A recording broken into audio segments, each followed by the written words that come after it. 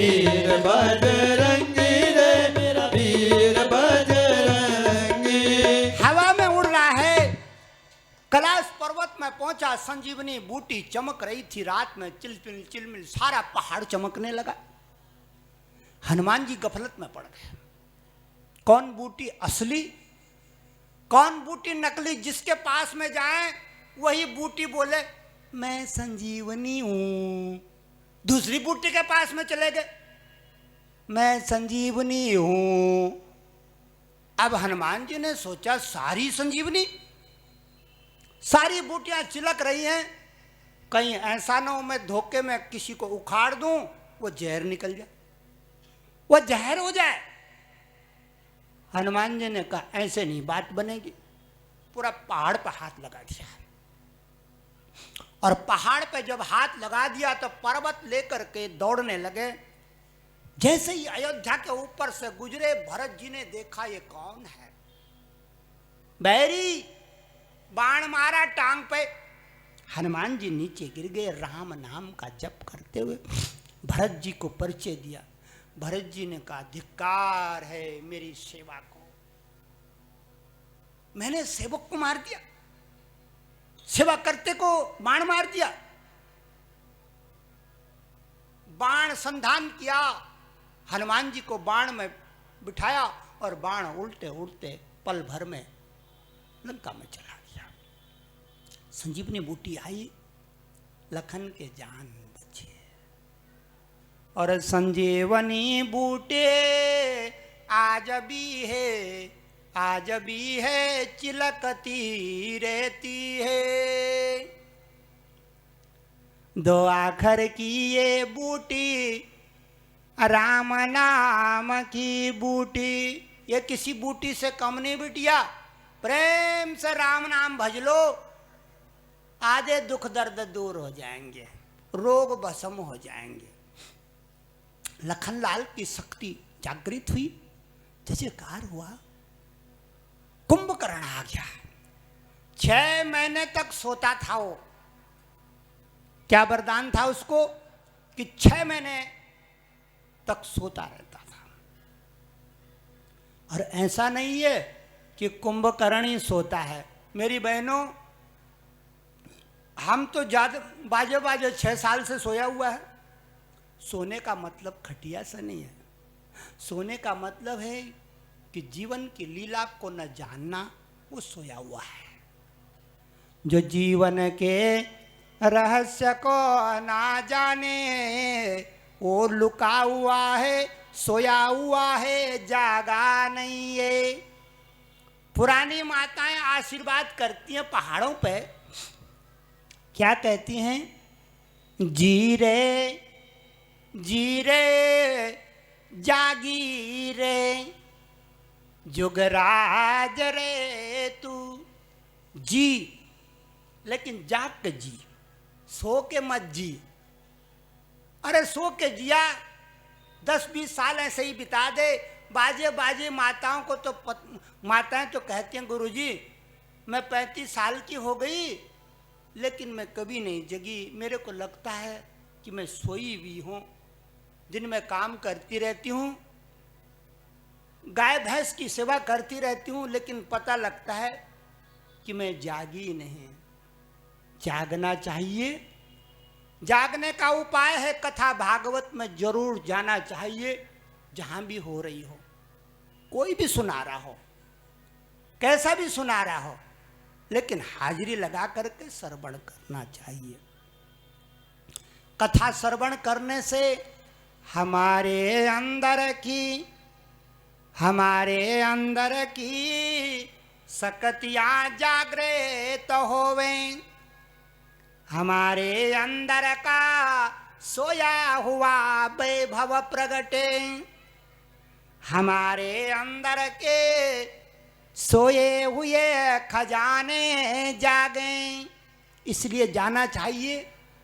जी रे जागी रे, जुगराज रे तू। जीना जाग के जीना इस जीवन के मेले में।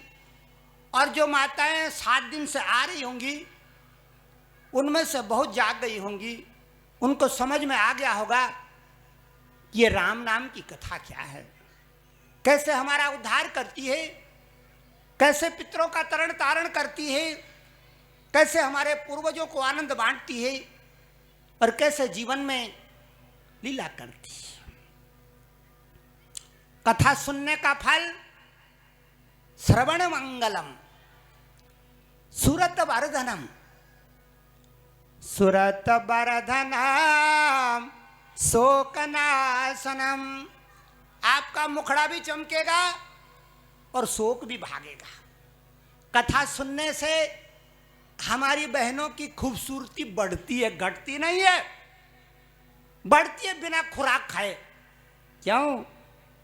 आपको शक्ति मिल रही है बिटिया। कौन दे रहा है? ऊपर वाला। कैसे दे रहा है? माध्यम से। ऊपर वाला मेरे पे ठोकर मारेगा, बेटा ये जो बच्चियां है ना, ये सब हमारी हैं, हमारी बेटियां हैं, हमारी कन्या है। ये सारे पितरों की कन्याओं, भागवत में लिखा है, सुनने वालों को कहती हैं गुरुजी, ए पितरों की कन्याओं, यानी पूर्वजों का खून। तो कोई है ऐसा यहां पे जो पूर्वजों का खून ना हो? संतरे की तरह पेड़ में लटके हैं हम क्या? पूर्वजों के गर्भ से आए हैं। और आपसे पहले कौन आया? माता पिता। उनसे पहले कौन आया? दादा दादी। उनसे पहले पड़दादा पड़दादी, खड़दादा खड़दादी, लकड़दादा लकड़दादी, झकड़दादा झकड़दादी, फकड़दादा फकड़दादी। ये तो हो गई 7 पीढ़ियां। ये तो तरती तरती है भागवत में, कथा में, लेकिन इससे जो पहले का अंश है वो भी तरता है। इसलिए बहनों, कथा का फल अनुपम है। हमारे शोक को भगा देता है। जैसे सीता के शोक को हनुमान जी ने भगा दिया था। अशोक वाटिका में शोक में बैठी थी जानकी, हनुमान जी ने राम कथा सुनाई, शोक क्या हो गया?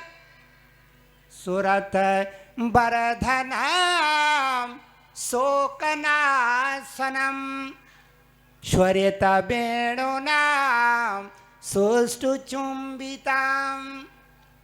हमारा तन मने पावन होवे कथा श्रवण से।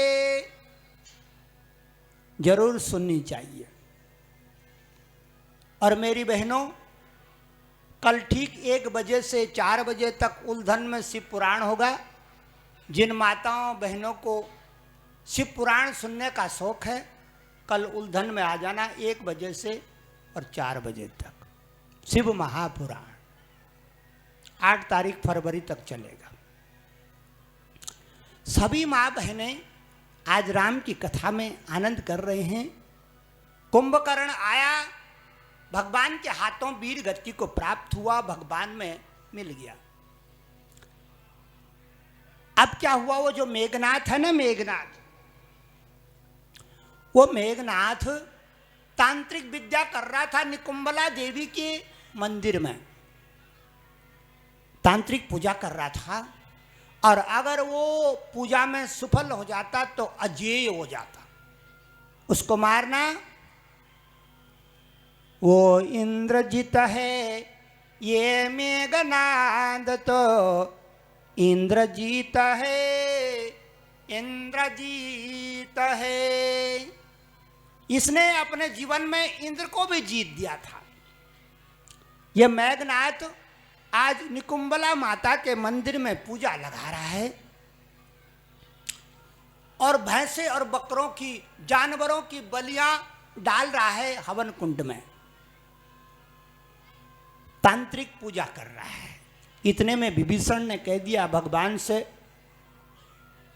हे राम, अगर मेघनाथ तांत्रिक विद्या में सफल हो गया तो अजेय हो जाएगा, उसको मारना फिर मुश्किल काम है।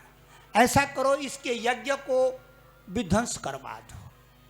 हनुमान जी सेना लेकर के और लक्ष्मण जी के साथ में निकुंबला देवी का जो गुफा में मंदिर था पहाड़ों पे, वहां पहुंच गए। वहां धुआं उठ रहा, हवन हो रहा, यज्ञ हो रहा, अनुष्ठान हो रहा, भंडारा हो रहा, कीर्तन हो रहा, भजन हो रहा। और मेघनाथ पशुओं की बलि दे रहा है अग्नि कुंड में स्वाहा करके। पूरा बकरा पकड़ा और स्वाहा, बकरा जल भुन के स्वाहा। तांत्रिक पूजा कर रहा है। इतने में वानरों ने उसके यज्ञ में विध्वंस करने के